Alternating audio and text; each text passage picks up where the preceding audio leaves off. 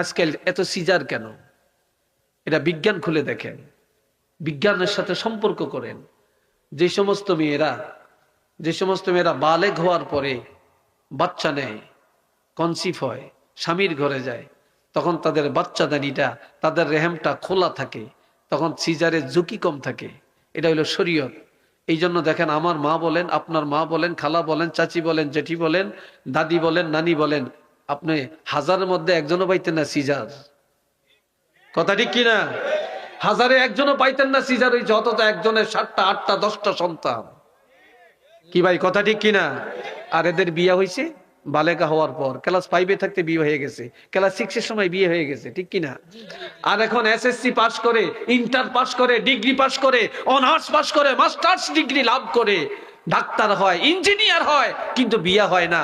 আর এই পরিণত বয়সে তাদের বিয়ে হইলে তত সংকোচন হয়ে যায়, তাদের জরায়ু এবং তাদের রেহেম বাচ্চাদানিটা এটা সংকোচন।